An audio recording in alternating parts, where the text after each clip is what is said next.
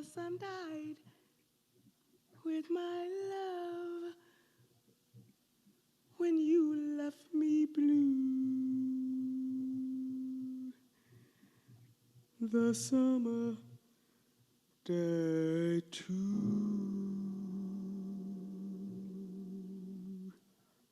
my love, and the sun, it's the same.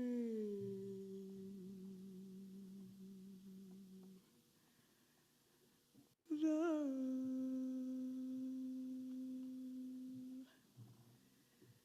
sun died.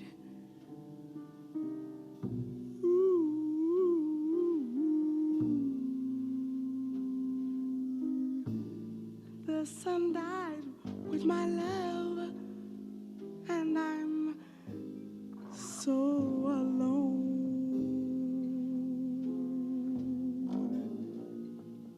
And yet, life goes on. But for me, there will be no more dawn.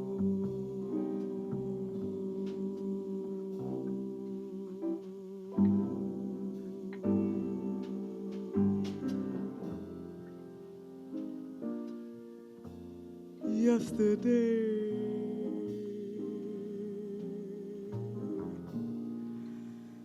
the coldest winter was like spring.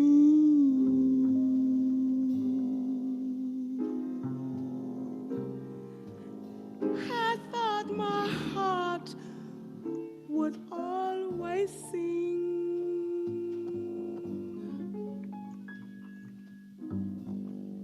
I thought this love would never end.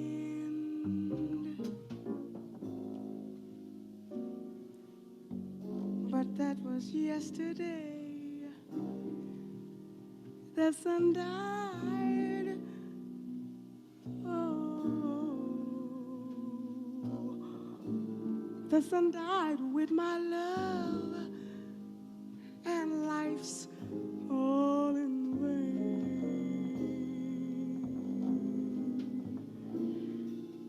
In my heart, there's rain.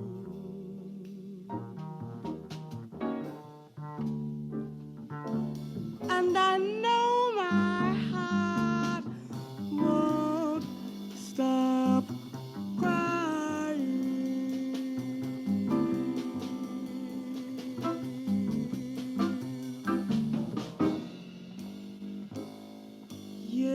Yesterday,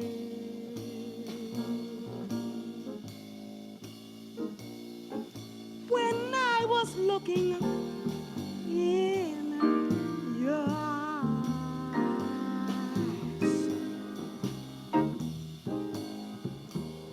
I thought it was sweet paradise. When love completely changed my life. Oh, but that was yesterday.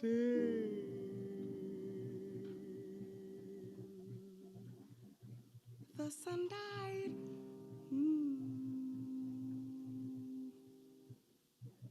The sun died with my love when you left me blue. My summer died too.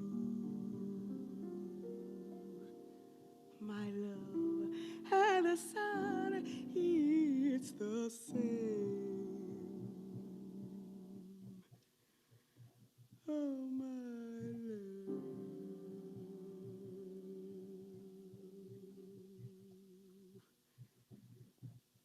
And the sun,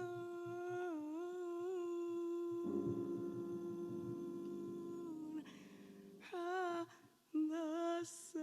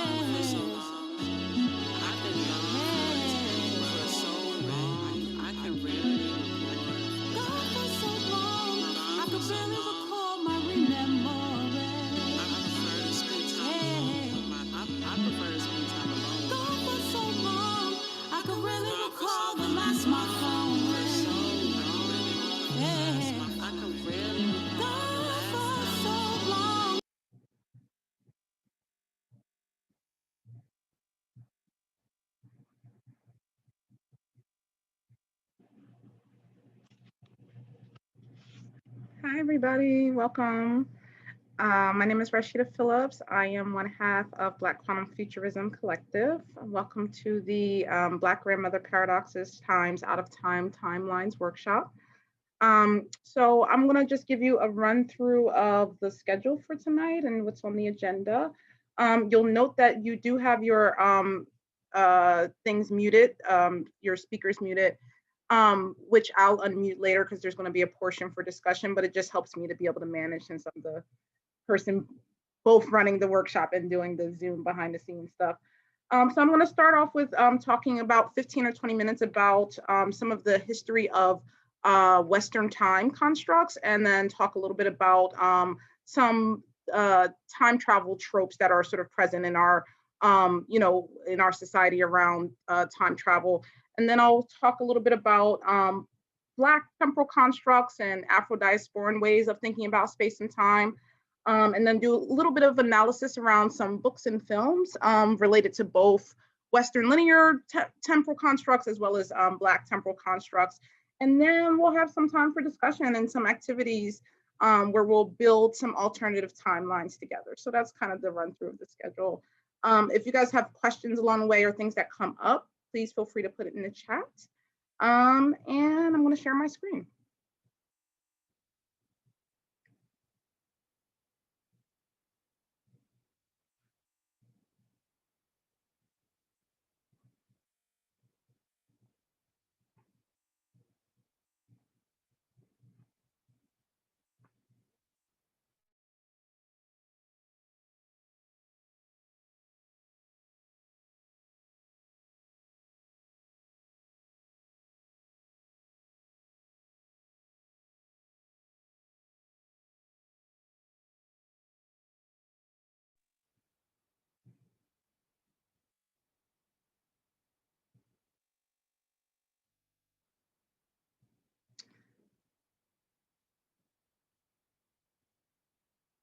All right, so first I want to start with giving a sort of brief history of time and some typical time travel tropes that we find in sort of time travel stories and films.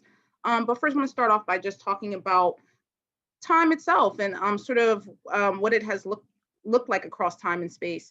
And so first, time management has historically been a sort of local practice that's been rooted in daily ritual. So unlike, sort of in present times where we have what's known as universal standard time and these sort of time zones that we have, um, time was always sort of seen as something more local, it's something more communally based in a lot of different cultures, in particular in Afro-diasporan cultures, but also in European cultures as well.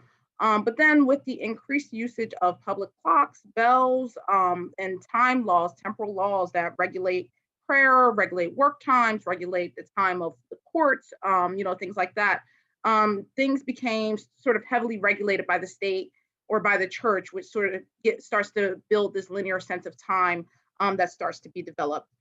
And then you have sort of European Judeo-Christian apocalyptic visions and belief of the world, and the end being near, and sort of the apocalypse coming, and those sorts of visions of the future. And so that becomes this excuse or this reason for starting to regulate and having this sort of strict guard over time and over what the future is, and how we regulate time.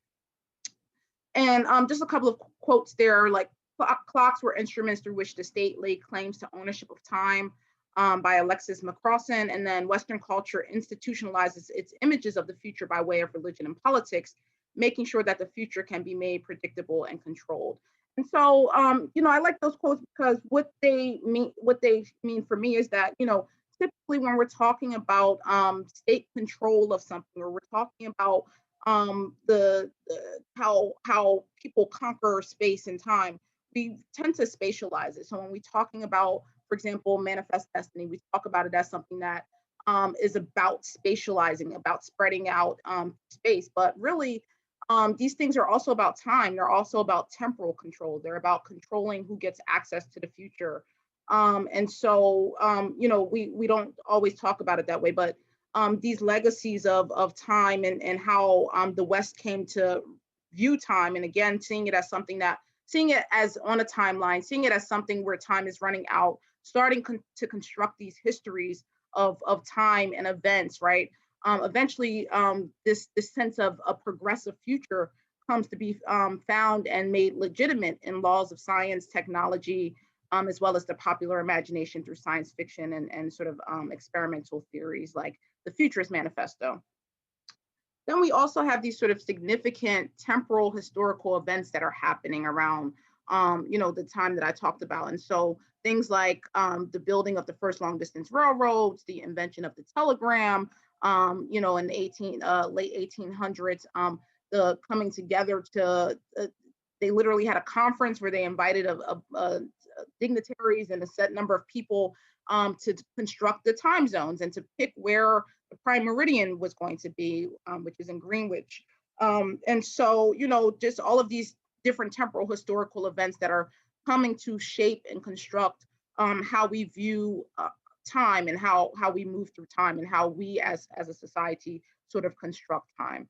And then, also, of course, there's the relation of all of these things to slavery, to imperialism, to colonialism, and I talk about this in other workshops where, the construction of the clock or the construction of the chronometer was used and made to help people conquer nations, like literally, one of the first working chronometers that ships could use and take in order to figure out the longitude on a ship was used to go out to Australia by Captain Cook. And then, what happened in Australia, right? They conquered the indigenous folks there, or tried to, right? But you can't totally conquer people and kill their spirit.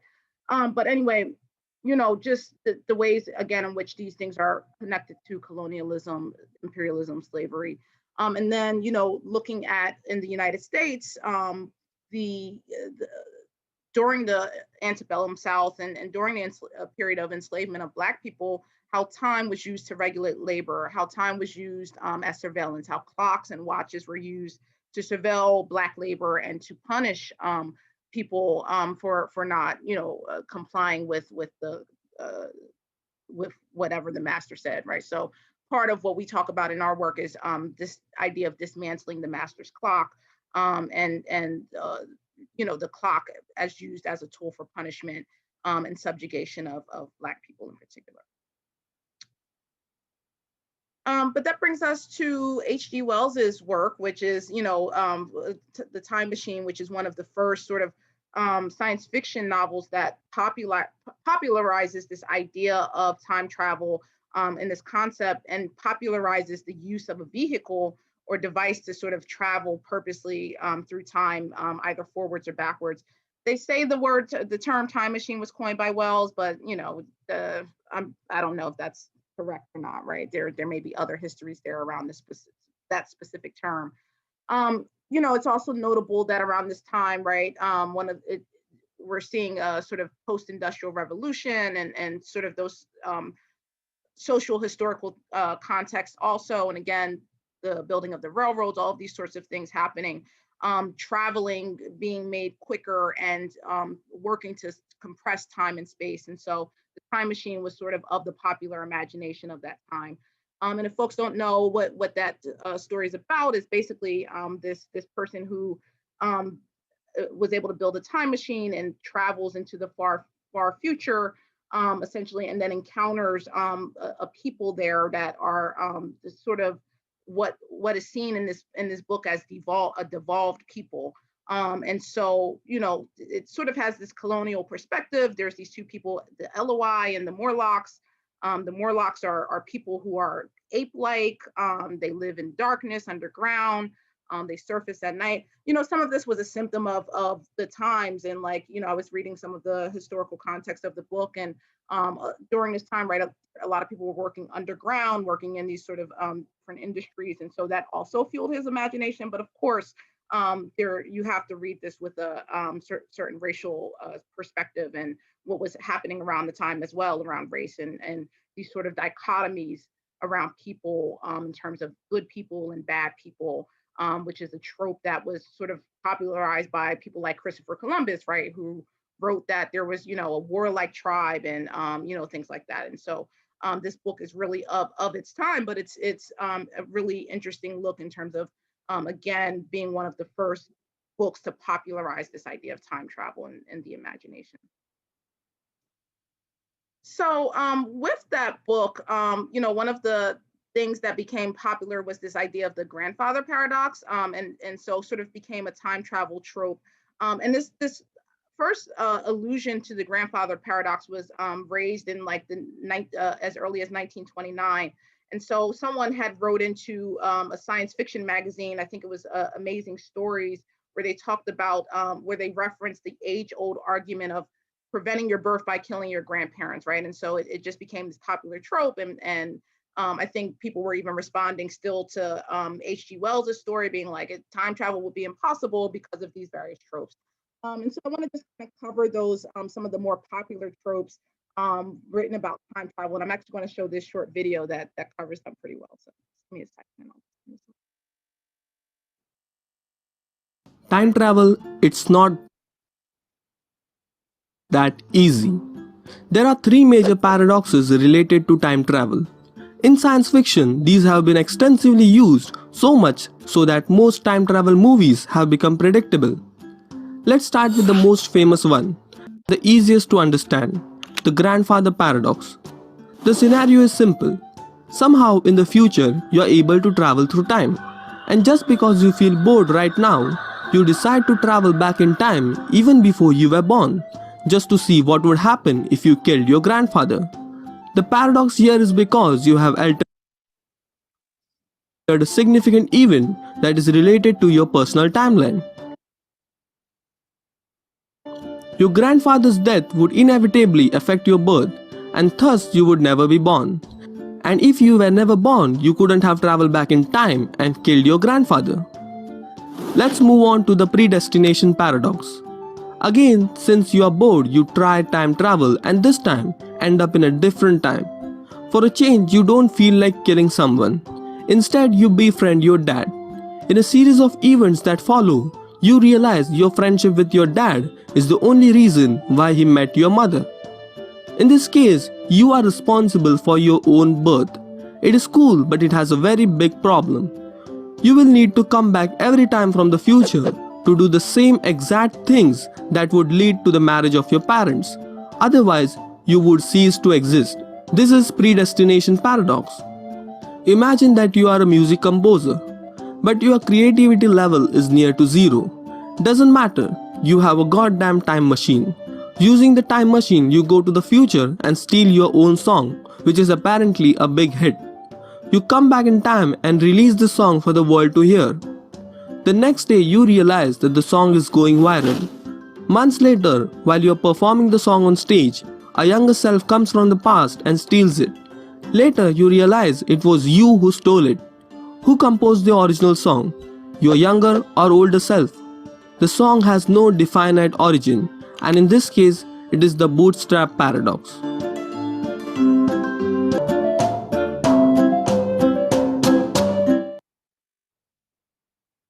Okay, so I would like to launch a poll and see, these are some of my favorite time travel movies. I want to see what people think in terms of what paradox some of these popular time travel movies use.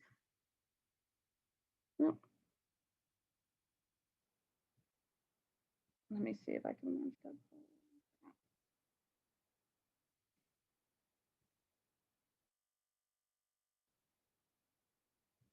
that. Okay, so if you see this poll, if you can answer, Back to the Future, does it use grandfather paradox, bootstrap paradox, or predestination paradox, or some other paradox?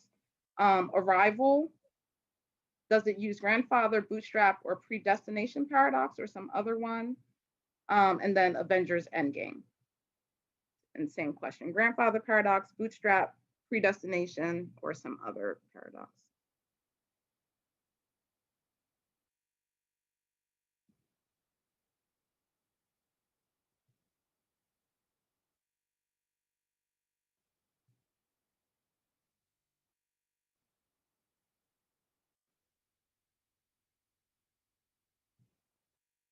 Okay, I'll give another couple seconds to answer.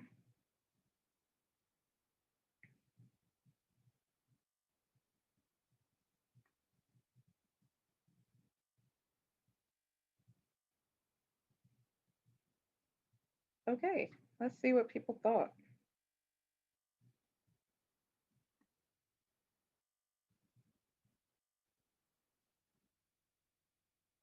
Oops.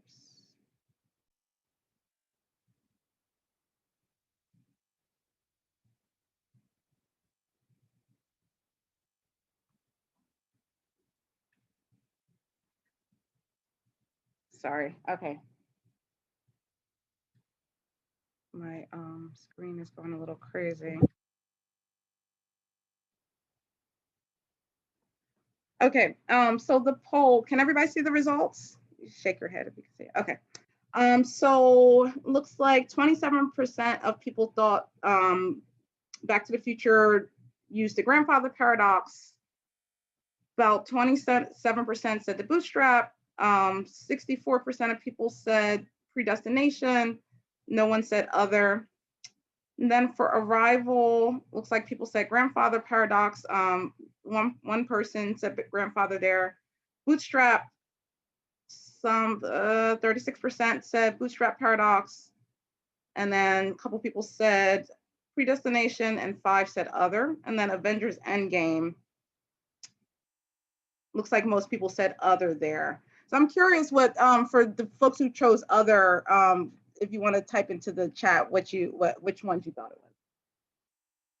If there's another one that wasn't highlighted in the other three choices. Oh, someone said they just hadn't seen the ones that they put the other 4 valid. Okay.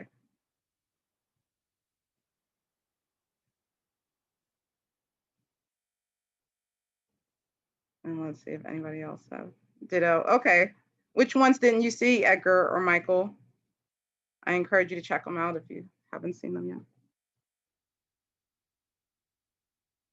Edgar said only Back to the Future. Some people said Avengers. For Avengers, what did folks think was the paradox there? If you chose other.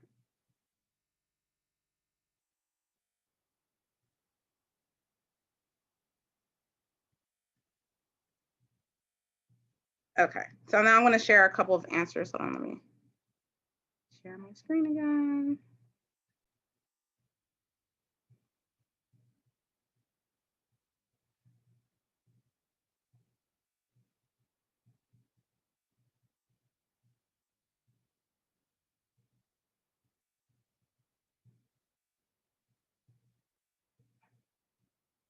Oh, I don't know why it won't let me.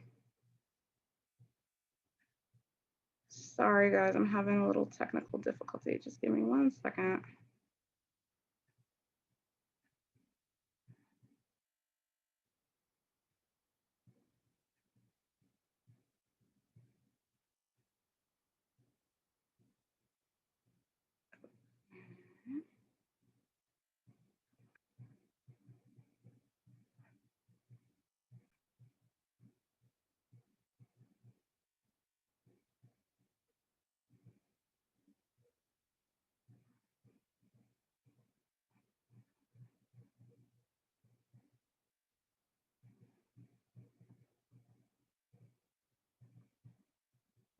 Okay. So for Avengers, that one is actually correct if you chose other. Just doing some research on that one because that one's a weird one. Some people say it's another paradox called the Einstein-Podolsky, and I forget what the D is, but it's called EPD paradox, and it involves something having to do with parallel universes. For Arrival, actually researching that one and thinking through that one does seem to represent actually both a bootstrap paradox and a predestination paradox. And I'm not going to give away any details for those who haven't seen them yet, but if you do go back and see them, and I especially recommend Arrival. It's a really great film that actually started off as a short story by a science fiction writer named Ted Chiang. And so it's just a really excellent movie, but it represents, I think, both a blended sort of bootstrap and predestination. And then Back to the Future, I think it does have more than one. Grandfather paradox feels kind of obvious for that one, but I think it also has, as some people noted, like a predestination and potentially bootstrap paradox too. And then there's multiple Back to the Futures, and so they may all have some different paradoxes present in them. But in addition to some of the time travel tropes, there's a lot of other tropes and features of time travel, and especially in Western linear time, that I've noticed as a huge time travel fan. And I try to watch every single time travel film or movie that or show that comes out. And so, in a lot of these stories, and I've also read a lot of short sci-fi time travel stories, in addition to writing my own, of course. And so, one of the features of it is that in these time travel stories and movies, they tend to treat the past as dead. It's fixed. It's usually unalterable, and the future is typically deterministic, or as the result as the it's the result of a set of causes and effects that are easily pinpointed and measured. And so, even when the travelers are changing the future still typically needs to follow a predetermined path or set of causes and effects in order to land on the right future, as it were. A lot of these stories tend to treat temporal paradox, or temporal queerness, or temporal conflicts as undesirable, as capable of ripping apart the fabric of space-time. And so, much like real life, right, we don't think of paradoxes as really existing, or if they do, they're sort of seen as anomalies or as something that can't or shouldn't exist. And it's treated the same way in these stories. And so, things that are binary, things that are seen as opposed to each other, are capable of ripping apart the fabric of space-time. And then, sort of like literally queer and trans people are almost never depicted. They're rarely depicted. I think there's been a few shows lately that have shown maybe trans or queer time travelers, but it's still often too rare. And when I talk about time travel, usually I'm referring not only to like actually traveling through time, but also temporal displacement or time displacement from time in some way or form. And so, and when they are depicted, it's usually something that's connected to trauma. And so they're able to be temporally displaced due to some trauma or something like that. And so it's usually not sort of a positive or something that's initiated, on their own, or that they want to have happen. The universe always has to be set right or balanced. It usually involves this sort of linear trajectory that's centered around white, patriarchal, cisgendered, or heterosexual histories and timelines, and ensures a future that maintains a certain status quo. And so, in these stories, right, time travelers often going to be a white male. They're often a scientist or astrophysicist, some other sort of privileged white male genetics, just something about them or something that they have access to, or some privilege that allows them to travel through time, or be displaced through time. And then the travel is usually centered around that person's wants or needs, and the traveling is allowed to disrupt all of reality, for love or to manipulate love. Usually, unfortunately, at least a lot of the time travel movies I've seen, it's to manipulate love. It's to get the job that they wanted, or to keep starting over until they get it right, or to be able to pick a particular point in history that they deem important enough to interfere with or alter. Consequences be damned. So that's again, there's exceptions to this, but these are features that I often come across in time travel. And if you guys see otherwise, or have other examples, please put them in the chat. In these shows and movies and stories, women time travelers are often traveling or are time displaced involuntarily. They usually cannot control when and where they happen, or when and where it happens, or where they go, or they don't choose to have it happen often. Usually, the men are in control of when and or where they travel to. Black women time travelers are often are depicted in film and are exceedingly rare, as depicted in film. Although again, this is starting to change slowly, and we are starting to see more women time travelers and more time travelers of color. One of you submitted Lovecraft Country as an example when I asked folks to share their favorite, which I'll share a little bit more about that example later on. But again, it tends to be rare, even though it's getting more often we're seeing it. Time travel is often enabled by a high-tech machine that only a privileged few people can have access to. And so again, sort of thinking back again to sort of both women time travelers being more rare, and then the trope of the high-tech machine that, other people don't have access to or can't control. Like one of my favorite shows ever is Fringe. Although, it's kind of like, it's hard to say if it's time travel more, or it's parallel universe. It's, gets weird there, but there's definitely temporal displacement happening.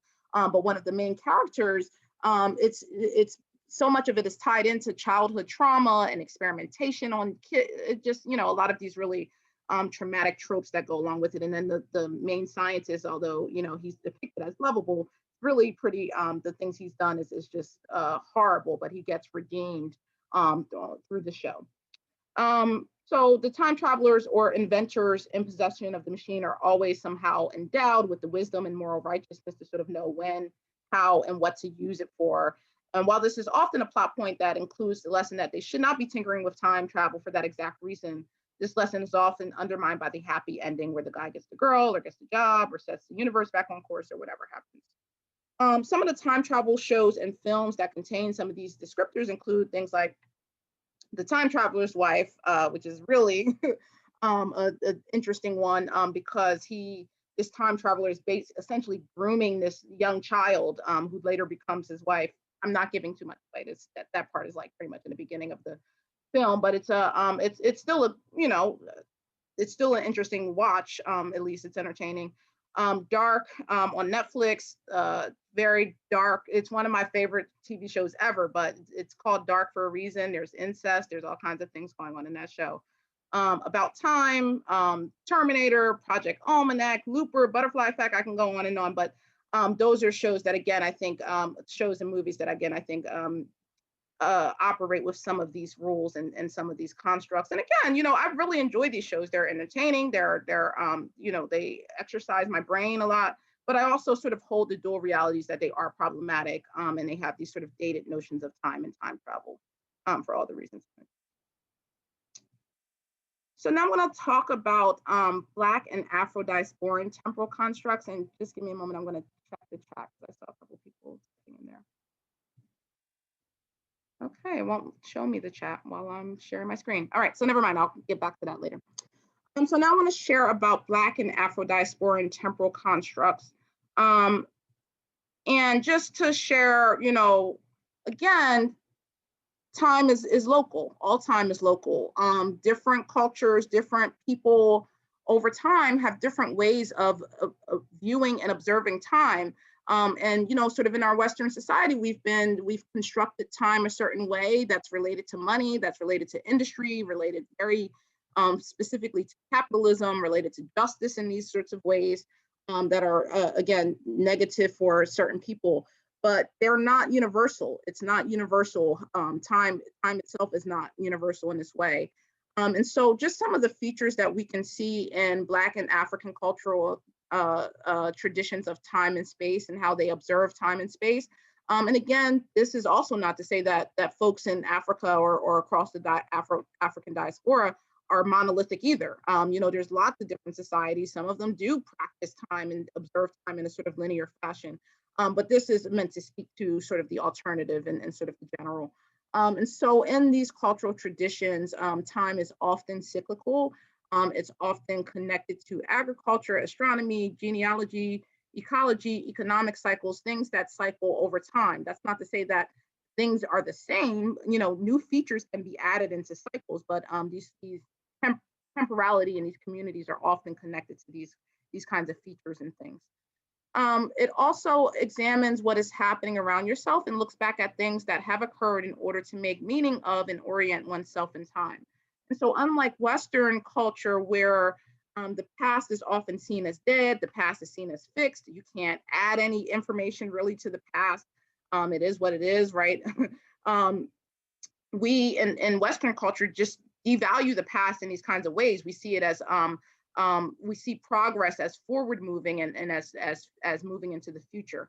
However, in contrast, in these cultural traditions, it is absolutely important to orient yourself in time, which means connecting to the past and connecting to some part of the future in order to understand yourself in time, in order to orient yourself in where you are in time and space.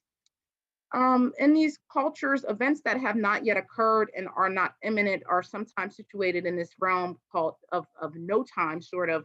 And again, this is, I have to emphasize, this is not all cultures. This is not, don't walk away being like Africans do this, right? These are features that you could pick out around particular cultures and how they express and observe and incorporate time into their cultural traditions. And so one of these traditions is this realm of no time, where things haven't happened yet, where there's sort of a period of the recent past, the present, and the very immediate future, and then there's sort of a more deeper, infinite past, and then there's a realm in the future where things haven't happened yet. And so what that means, right, is that the future is not predetermined. The future is not some space that some calendar block that we're just waiting to move into or waiting for the next day to come. The future is dynamic. The future likes to understand what features of things come together in order to make a moment in time. So it's very contextual, it's very textured in that way. It's not just again a preset container that we're just waiting to fill up with events or something like that. And so to that point, time is only meaningful when the event happens. It's not something that becomes meaningful simply by the clock symbol or by some calendar symbol or by some mathematical moment. Time is meaningful when people come together to create time, when people come together to create events and to share experiences with each other.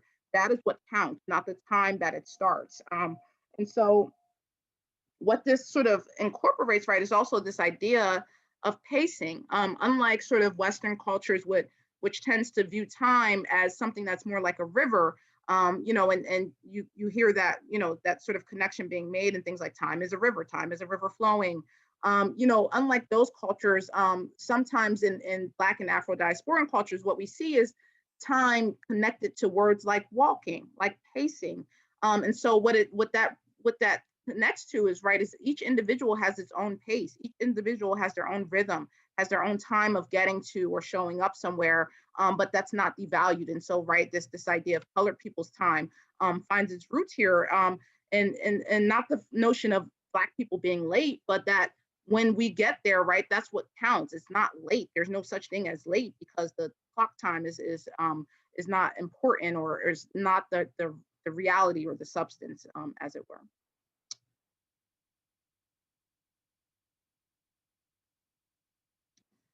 And so I also find this in my work as a legal advocate. I'm an attorney who works with folks who are facing loss of their housing through eviction, through other means of displacement. And so I really bring this idea of how Black folks experience and think about and connect to the idea of time and temporality into the future, which naturally calls in Afrofuturism. And so I try to bring that to bear upon my work in terms of how I think about time and justice. And so what I find Afrofuturism has given me is this sense that time is abundant and not scarce. And so in Afrofuturism, I'm able to find an abundance of time where time can be shaped and time can be created. And so when I'm crafting solutions or working with clients or connecting with communities around preservation of affordable housing, right, we think about time from a place of abundance and creation, not a place of we're running out of time, which is necessary too. There's also an urgency culture that we have to deal with, but it's when and where we can, through projects like the project that I have called Community Futures Lab, we create spaces and times where we can think of time and think of solutions in abundance. Thinking about systemic racism and the nature of systemic oppression as quantum, the temporalities that all sort of come together in the features is not really classical time. It's really there's a quantumness in terms of how the system acts and how observers and people and actors in the system act, and how time collides and collapses in these systems. And so just being aware of that and not taking for granted a sort of linear way in which people are oppressed and sort of linear timelines around that. Just to highlight a couple others, thinking about temporal conflicts and familial, personal, and communal time, and how those conflict against state time, how it conflicts with political time, how it conflicts with the time of, so-called justice within courts. For example, I represent people who are being evicted, and inevitably people in that court may have 3 weeks, right, to sort of figure out something before they get evicted, but they may be caught up in another court that has a whole different time scale. They may be caught up in a criminal court that takes years for that to play out, or if they lose their home, the Department of Human Services is going to come and try to take their kids, and so they have their own timeline.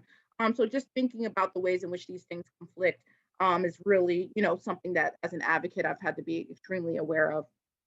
Yeah, and then just again, sort of along with the temporal abundance is being able to see the past and the present and the future as open possibilities and not as closed off. And again, this really comes up for me a lot in terms of my clients who are facing eviction and have eviction records. And so those eviction records being locked into a past that says one thing about them, but that information then being used by landlords to deny them housing into the far future.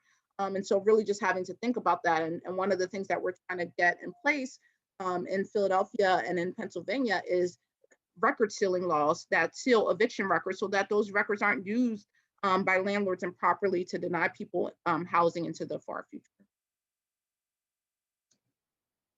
So want to share a couple of films that I think depict a lot of these sort of Black timescapes, Afrofuturist timescapes, Black temporal displacement, as well as Black time travel. So I'm going to just share a little bit of the trailer of each of these films, and then just share a little bit about why I think they have these features of sort of Black temporality and Black time. And while I'm doing that, if you want to share in a chat anything related to how you maybe experience time in your culture, if you find any resonance with sort of how Afro-diasporan cultures, some of them think about and view and move through time, please do. You're not gonna die. You're not gonna let that happen.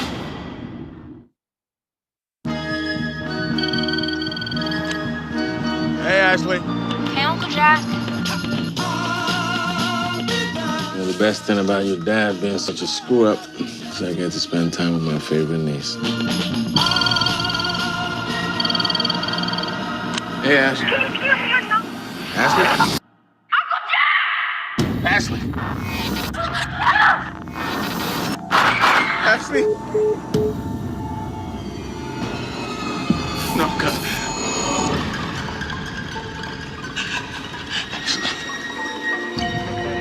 I'm so sorry, Jack. Tell me this isn't happening. I prayed for a second chance to save her.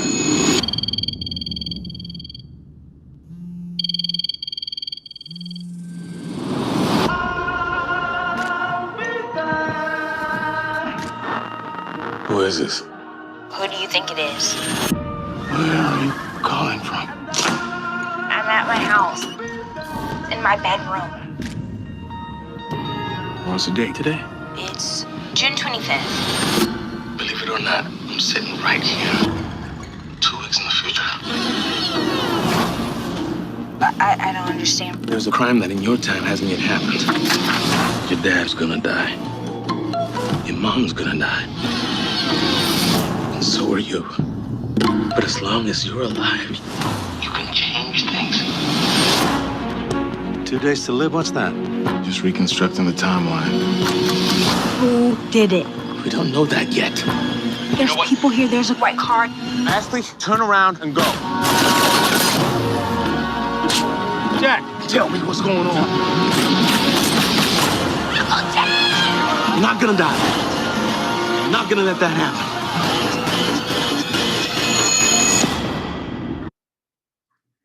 So that's Don't Let Go.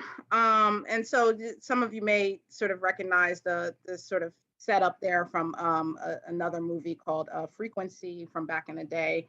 Very similar. That's not giving too much away. But basically, one of the features of this, and I'm not going to give any details up in case folks want to see this film. You can find it on Amazon Prime, I believe. And I think it's on HBO Max right now. It really shows the features of Black effective time. And so you can even see in the trailer, the time and temporality here is very much influenced by emotions and emotional expression. The main character's ability to sort of communicate across time depends on memory, sort of their relationship, things that only they know, things like that. And so also trying to, one of the other things is just like what's considered facticity in this movie. I'm just trying to figure out what not to say in order to not give it away. But anyway, again, what I think the trailer shows and what the film shows is really this notion of black effective time that enables them to sort of shift and travel through time in this way. And they're not really, again, this one is not really a strict time travel film. It's more of a temporal displacement film, but or one with sort of black timescapes or temporal scapes. But again, sort of that feature of black or Afro diasporan effective time. This is the second trailer, In the Shadow of the Moon.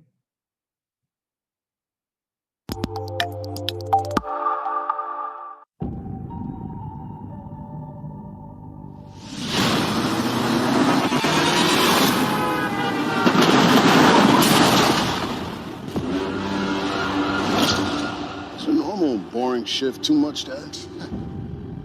It's like a puncture wound. Boys across town just got 2 more bodies. Said both had some kind of mark on their neck. Had 3 random victims with the times of death and minutes apart. Bodies are miles apart. How's that work? Suspect heading west across Liberty. Hello, Thomas. What did you say? Is this where it happens?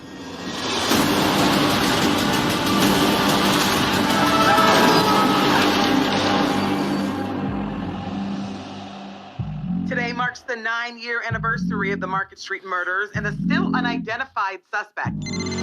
Detective Lockhart, yes, hello. What do you mean it's happening again? You guys gotta see this. Philly PD. You've seen this woman. Nice to see you again. She gets torn apart by a train, and 9 years later, she's back. She is priority number 1 for all law enforcement agencies. You have to stop chasing me. I'm doing all this for a reason. We're all going forward, but her. She's going backward.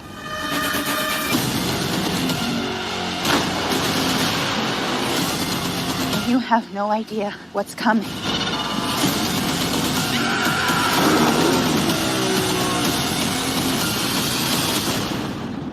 If you kill me now, the world as you know it will end.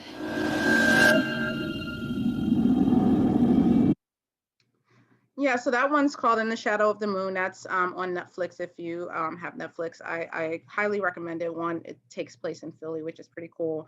But the thing that I love about this film, and again, this is not saying too much here, everything that I'm saying is in the trailer, is these sort of motifs around water. As you saw sort of towards the end, there's a water or there's a time machine that is womb shaped or sort of it has a moon face and it's filled with water.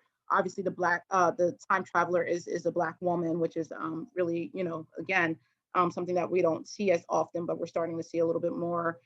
This sort of connection to the moon and femininity also, and this sort of 27-year sort of time interval that happens in the movie, as well as a lot of other things. Again, I'm not going to share too much about it, but would recommend seeing that one. And again, seeing if you can pick out some features of time travel that cut against the sort of normal tropes.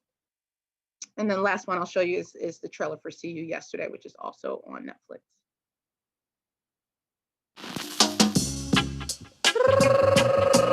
When we get this up and running, we gonna be out of here. Stanford, Morehouse, Spelman. Hey, bring me along. Hey, whoa. This is something Einstein spent his entire life trying to do. We proved that time travel into the past is possible. If we just give it some time. It's scary, but you inspire me. You going places, CJ, and since Pops is gone, I gotta make sure that you get there. I don't need you always playing Big Brother. I'm the only big brother you've got. NYPD, don't move! Calvin Walker, a 19-year-old Black teen, was allegedly shot and killed by an NYPD officer. Walker was armed with nothing but a cell phone. I'm so sorry about all of this. If I could go back and fix it, I would.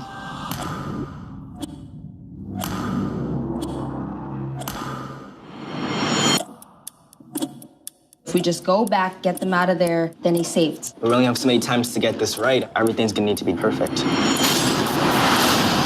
What's today's date? June 28th. Sebastian, this has to work. Oh! They're too late. It's about controlling something we obviously have no control over. My brother didn't deserve this. Just miss him, y'all. How many times have you jumped back, CJ? We're not superheroes. Where is the justice? We can't do this anymore. We only have 2 jumps left. Where is the justice for our sons and our daughters? When will it end for the whole nation? You gotta listen to us. You're going to get killed. On the ground! On the ground now! Sit down!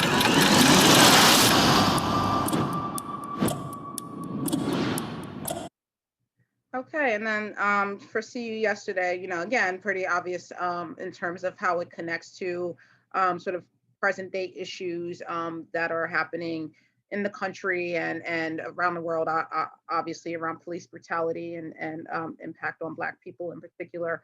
But then other things, again, this idea of who gets access to the time machine, who gets to build a time machine, why are they traveling back in time? What are they using it for? How are they building it? This one, they built the time machine from spare parts, from a school lab, and just these sort of the idea of Black teens being seen as brilliant, the brilliant ones in this movie. So another one that I recommend that, again, sort of, and there's some tropes in there too, and some stereotypes that feel a little uncomfortable, but again, a really, really great movie that I recommend. And if folks have other movies that I have missed, again, it's really promising to see more Black folks being shown in time travel films and movies. Obviously, Tenet is one that came out with John David Washington. But the reason why I'm not showing that one, actually, and I actually wrote about this film in my blog before it came out, hoping that it would have, sort of Afro-diasporan temporal features. It kind of really doesn't upon, sort of analysis. And believe me, I've watched it like 10 times. But, I do think it's an interesting movie and would love to talk about that film with anybody, if you've seen it. But feel free to put into the chat any other sort of time travel films that I've missed that feature Black folks or people of color, or again, sort of shake up the traditional rules around time travel, if you can think of any. All right, so I know my computer's going to be weird as I try to move to the next slide. So just give me 1 second so I can stop sharing, and then I'll, and then actually this will be time to look at the chat. So Juan says, while different as it isn't explicitly about time travel, would you include us, Jordan Peele, in this group of films? That's an interesting one.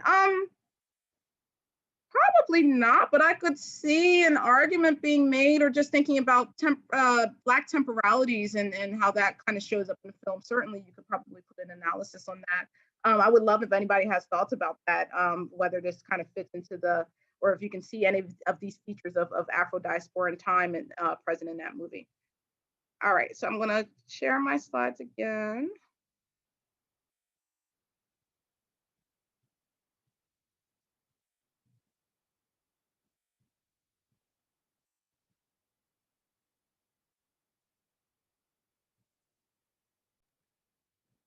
And thanks everybody for your patience. You know how Zoom gets.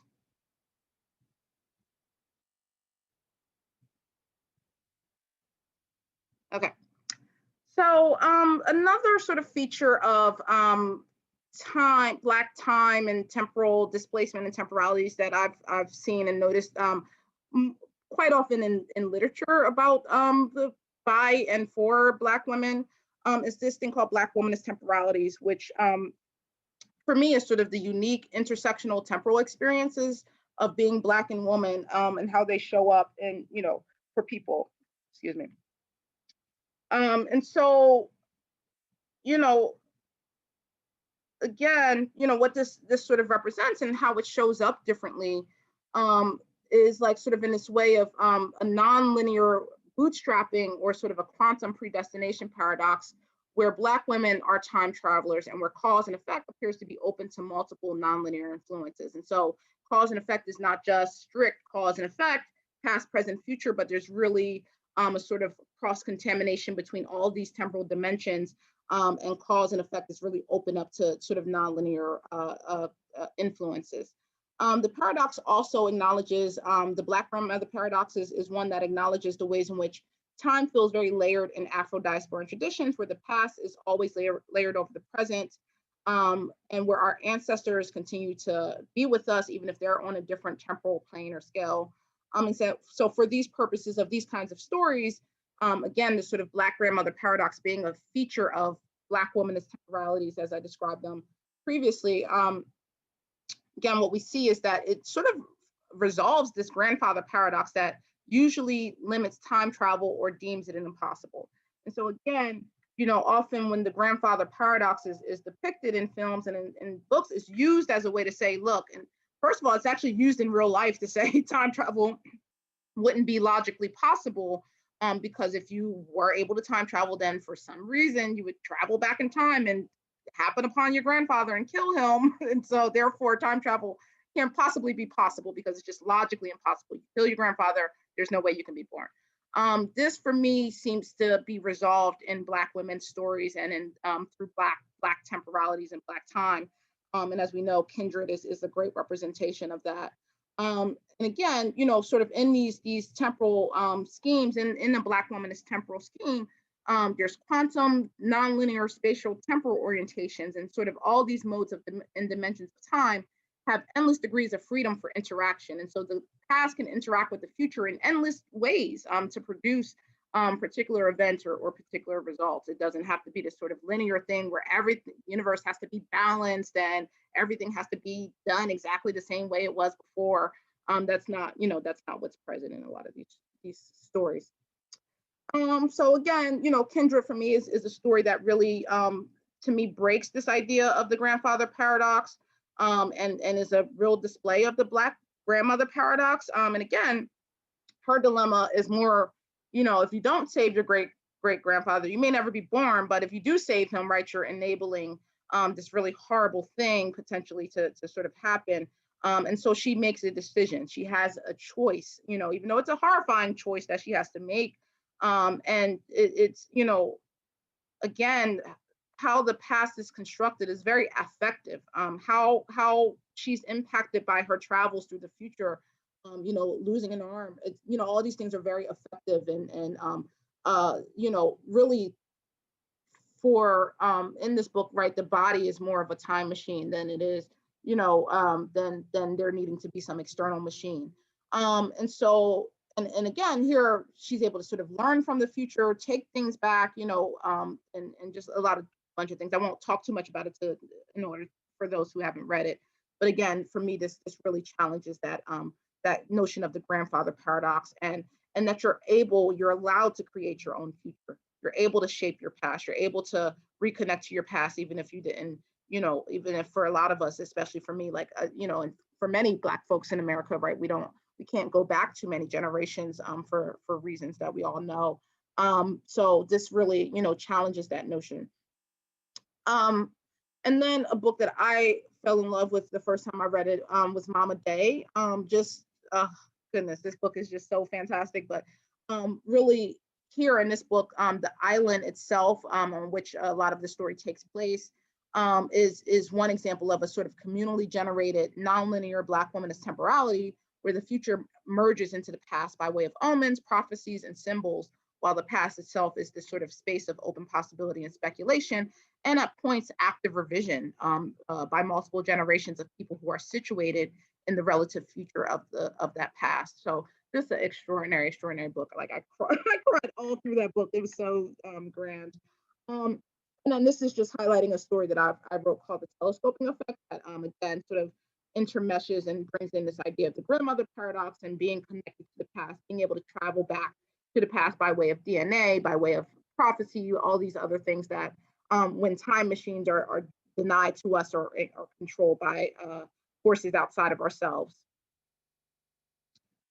And then these are some artworks and things that I've created in projects that me and my partner and through Black Quantum Futurism has created around these same ideas of Black womanist temporalities and grandmother paradoxes.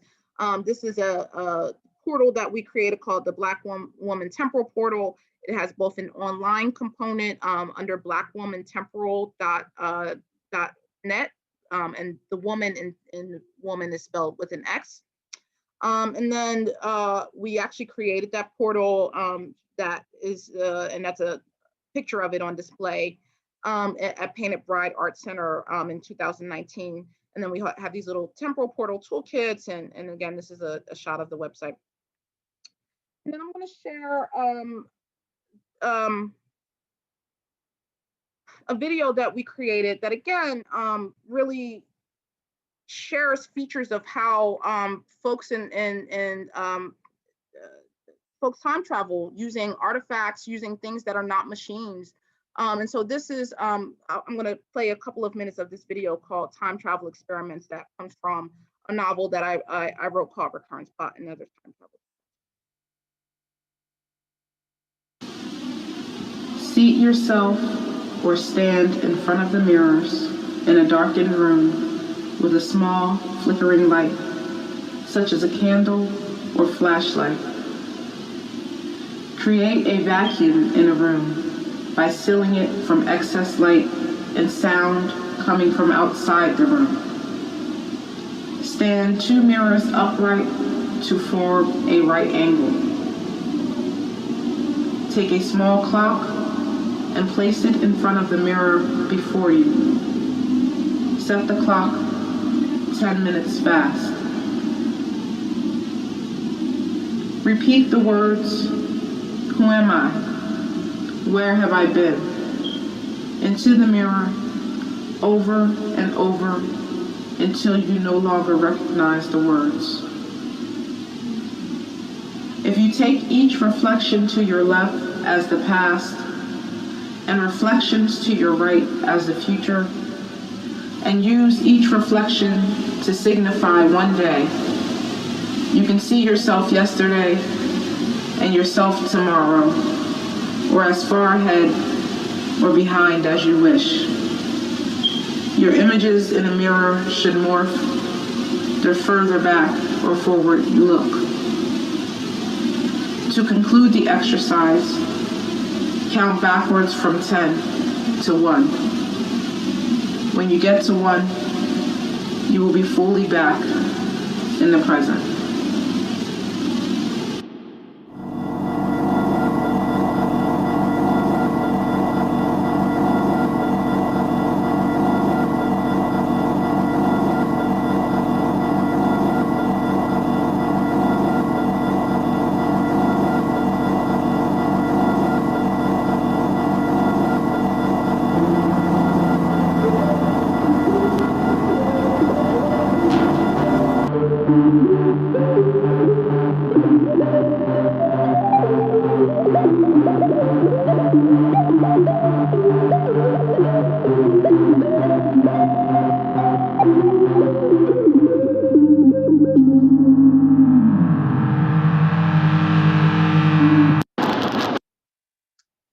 So again, that is an example of just using objects, the ways in which objects, artifacts, Black cultural artifacts that are often ripped away from us, or if we're evicted or displaced, that we lose access to, photos, using those sorts of things to time travel, to really shift our memories, shift our connection to the past and the future.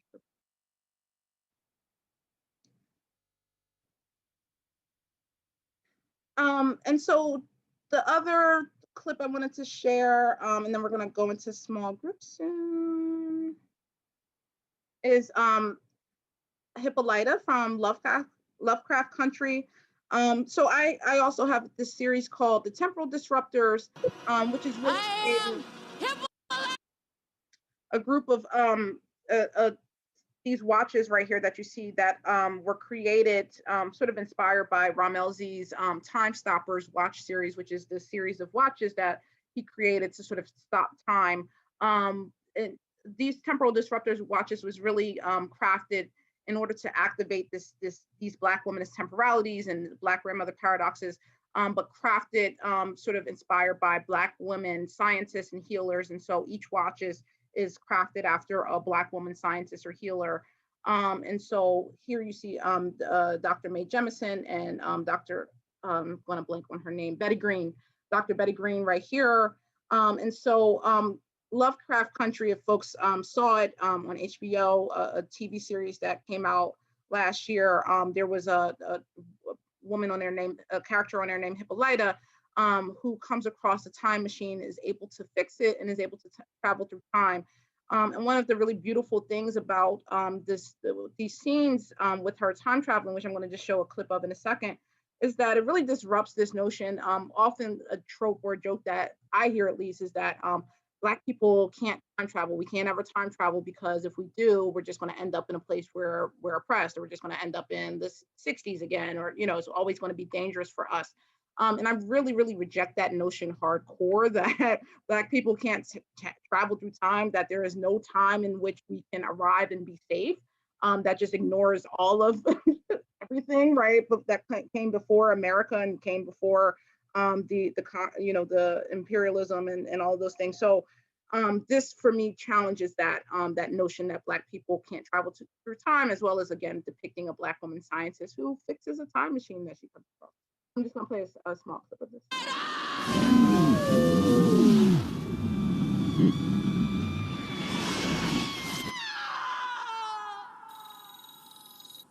All that screaming won't save you now. You're not making a baby, you're in a fucking fight!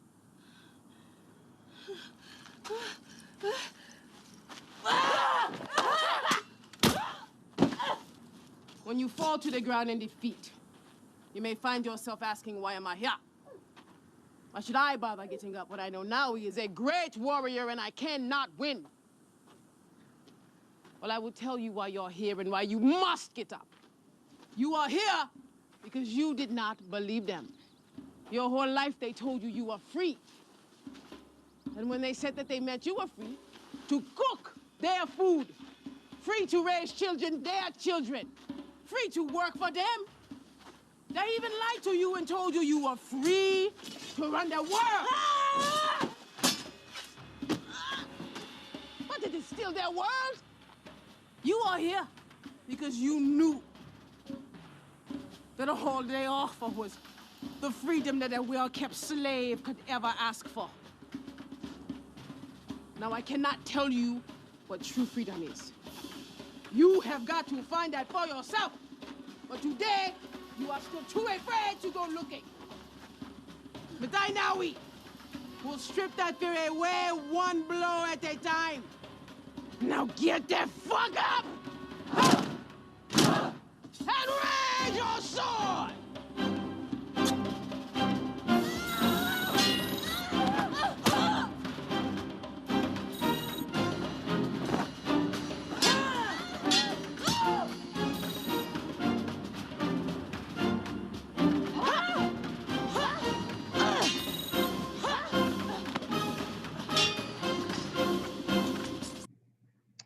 Okay, so again, here we see her traveling through time and space also, and arguably she, I've read some interpretations that she's in a different world, but regardless, she's still traveling through time, and here she becomes a Dahomey Amazon warrior, and again, just challenges that notion that Black people can't travel through time and be safe or end up somewhere where, it's positive or a good place for us.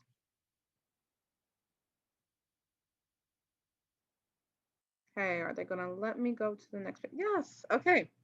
Great, so we're gonna get ready to go into some activities around timelines.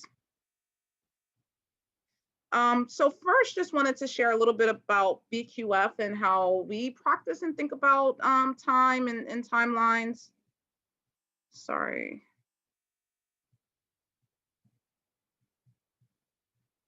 Okay. Let me stop sharing one more time.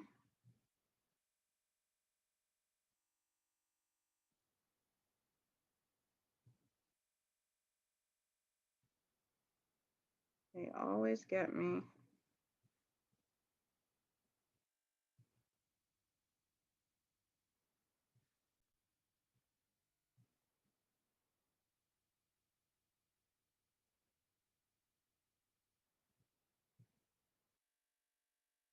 Okay. So just wanted to share a little bit about our mapping and practice around creating sort of alternative timelines. So we think about deconstructing space-times, particularly, Western hegemonic space-times, and dismantling the master's clock, as I talked about earlier. And so we tend to create maps that either embrace or sort of uncover the inherent tensions between space and time, that provide sort of opportunities to reconfigure how those things are usually constructed. And again, sort of challenges, we try to challenge this notion that maps or clocks are objective, that, what taking for granted that what is on the clock is true, instead of understanding that what is on the clock has a whole social, historical, political context and construct behind it, and that clock was made by someone and adheres to a particular time that is not the same, may not be the same time for others. It's time is not objective in that way. And so we try to create, we have a couple of different practices. One of them is called quantum event mapping, where we have folks create quantum event maps.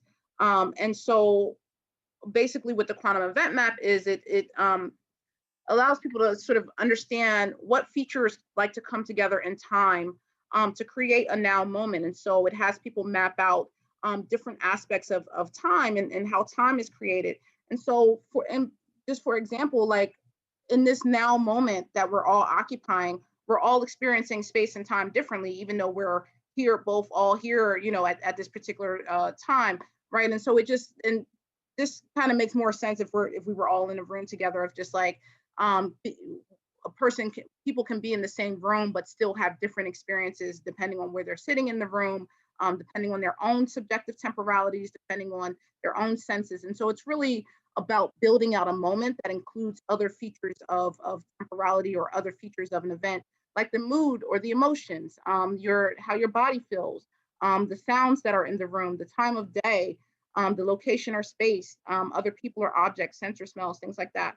And so it really figures out how do all these things come together to make a now moment. So usually what I have people do is sometimes I have people break up into groups to do this so that they can create a community quantum event map. And what you can do is think about either a future moment, like for example, the one that we used to choose a lot in these classes was like the end of the Trump presidency. And now it's like, of course, the end of the pandemic, right? But what does that look like? What does that future moment look like or feel like? Besides just the time of the day or the time it's going to happen, what are some other features that we can envision or imagine about that that needs to come together in order for that event to be? And so again, it's really what I talked about in terms of the features of time in Afro-diasporan cultures. It's taking in everything around you. It's understanding that there's context. It's not just you're locked into the present moment, but that the past has influence over the present. The future has influence over the present. There's lots of things going on in a moment besides just the time that it happens. There's layers, there's all sorts of things happening. And so what I'm gonna do is, and there's a couple of other maps that I'm gonna actually show to you all. What I'm gonna do is stop sharing. You all have the ability to unmute now. And so what I'm gonna do is I created 3 rooms to enable people to go into them and create maps and timelines. And I'm gonna paste in to the chat.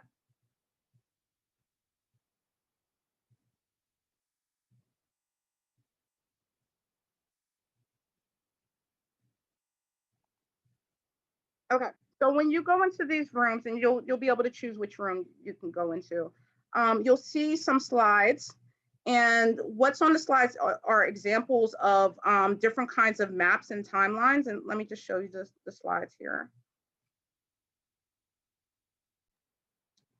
And so if you choose to go into the housing journey maps room, you'll see this set of slides. Everybody will have the same set of slides in a room. And then you can create a map. I would like you to create a map of your housing journey with all the places you've lived, and then the rest of the instructions are there. And then you can choose to do this as a group. And again, I'm gonna open up rooms and you can choose which room you go to. You can choose to make a housing journey map as a group. You can choose to do it here on the slide, get as creative as you want, or you can do it on paper and then share back later. But you guys will get about 20 minutes to do that. The second room will be quantum event maps. And so if you want to make a quantum event map, here is the instructions for it. Again, map a future event or map a current or past event, and then it shows you how to do that. Here's some examples of quantum event maps that other people have made. And again, if you choose to do it as a group, and again, the room will be open for you. If you choose to do it as a group, please talk about what event you're going to map out, whether it's past, present, or future, you can choose. And then you can, again, either do it here, get creative, pull in a picture, make some lines, however you want, or you can do it individually from home.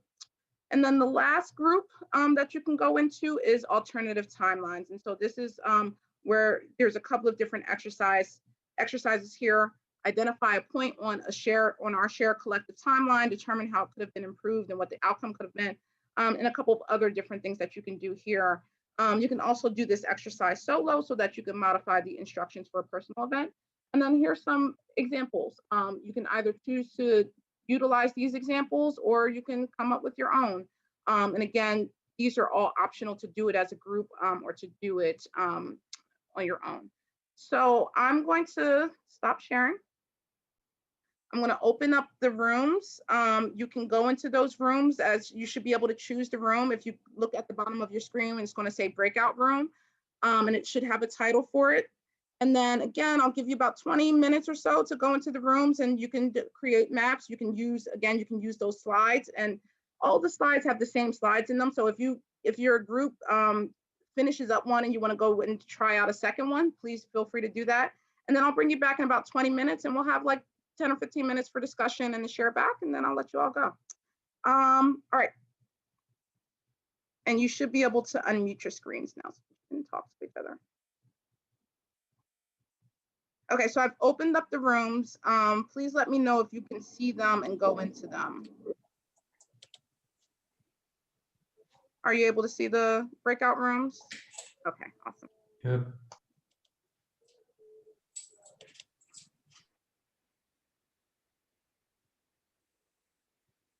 And I'll hop around and check in on people and see make sure you're doing it right.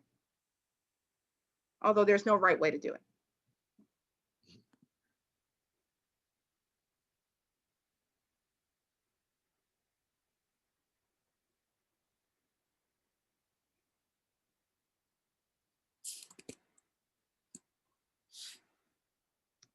Do you all need help going into a room?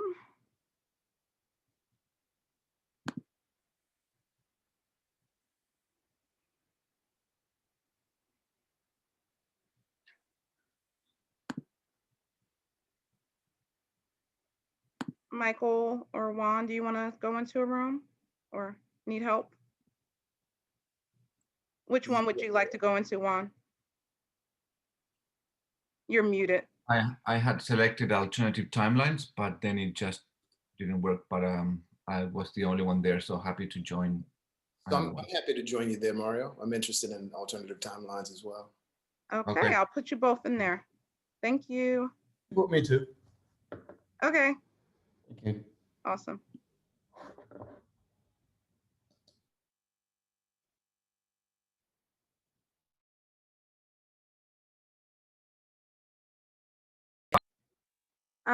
So it looks like the quantum event map group was still working because you guys didn't come back right away.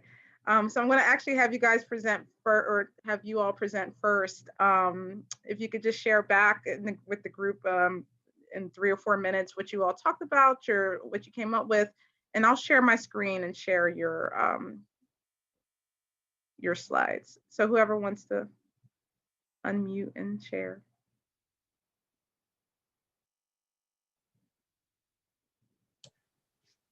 Okay, I can go unless somebody wants to jump in.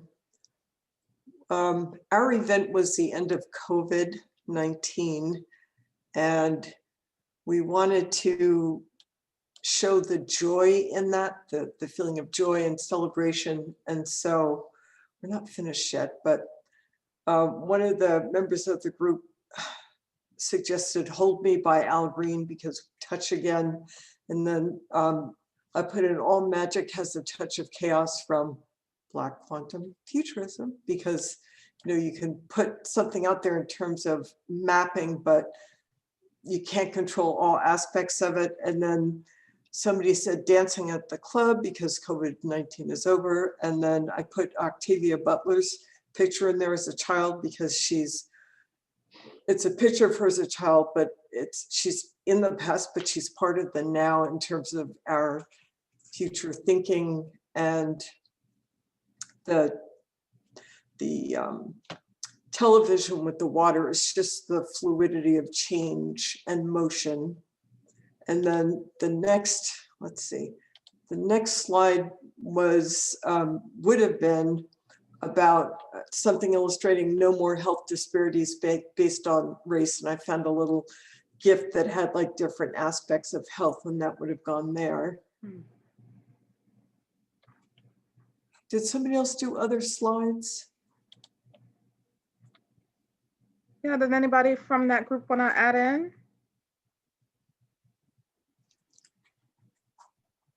She pretty much covered everything that we talked about. Well, that's amazing. Thank you. From that group, what was the experience like kind of envisioning the end of COVID? I mean, it felt joyful to me. You know, it just felt like celebrating joyful movement. It was a reminder that how much we sort of aren't able to connect and touch with other people and dance and celebrate. Like the lack of that is something that I really felt, and just the idea of getting over that point is very hopeful.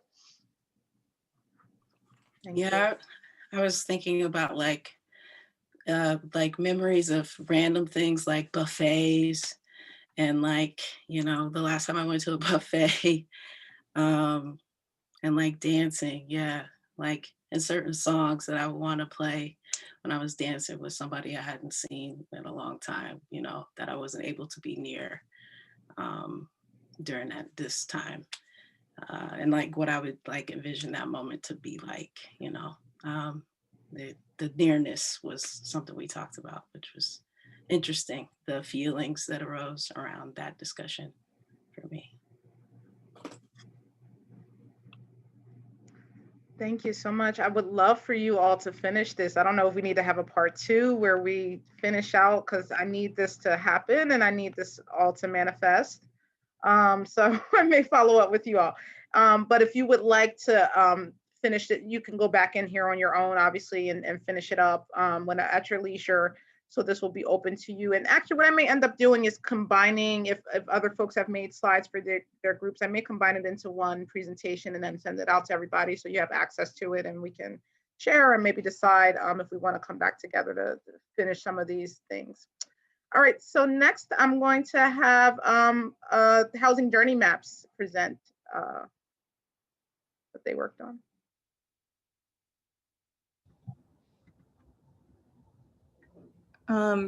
So it was just Edgar and I, and we started off by just talking about like our own housing journeys and just sort of contrasting them. You know, Edgar has like lived in so I think has lived in more places than I have. I've only lived in 2 places in life, which is Philadelphia and New York. So we after our discussion, we just like created 2 separate slides, and I sort of like mapped out like what circumstances like brought me to each place, and like what are some of the like affinities that like I have with each place, and like why what is like meaningful to me like about them. And then just on the prompt of just housing, I sort of like reflected on the types of homes that I lived in each like sort of phase in life. And so grew up in a single family row home, and then through school and jobs lived in a lot of different dorms and rental apartments, including a couple of like forced displacements, and was experiencing some like financial instability, to today where, you know, I do live in a co-op apartment, experiencing financial stability and sort of reflecting on like what that means, and what of each place I still like Phillips is still a part of me. I don't live there right now, but like feeling that overlapping sort of presence to this day. And then Edgar, if you want to go over your stuff. Sure, thanks. Yeah, so I kind of bounced around. So this is the rough trajectory of, I guess, my family's history. I was born in Iran during a war, and we left soon after I was born, so I don't really remember much of that. Stayed in Switzerland for a few years, which was taking in a lot of refugees at the time, then settled eventually in Los Angeles, which is where I kind of grew up and did K through 12. And then I went to university and things in California in the Bay Area, and then kind of bounced around for work. I was in Santa Barbara for a few years, and then in upstate New York, and then recently came to Trenton, which interestingly is, you know, roughly a midpoint between the cycles and Alexis's timeline. So that was kind of a funny coincidence. Yeah, I think I have a maybe somewhat standard trajectory for like displaced refugees that come to the United States, and as a result, my identity has been kind of in flux. And I think also, like a lot of groups that come to the States, eventually you get appropriately Americanized, which happens, you know, very quickly. The community I was part of in Iran kept their kind of culture and identity. I'm not Iranian, I'm Armenian, but they kept their culture and identity for hundreds of years in Iran. But within a generation of coming to the States, many of those people are very quickly losing the language and culture and things like that. So that's my story. Thank you so much, both of you, for sharing that and sharing your journey and the sort of temporalities that are infused in that journey across and through space and time. Really appreciate it. Again, you know, you all can maintain access to it if you want to download your maps. I may, again, compile everything into one set of slides so folks can go back in if you didn't get a chance to do this exercise and want to reflect on your own housing journey. Please feel free to do so. And then last but not least, the alternative timeline group. I don't see anything in your slides, so I'll stop sharing my screen unless I'm wrong, or I can share what you all reflected on, but anyone from that group want to go? So I'm happy to describe to you what we did.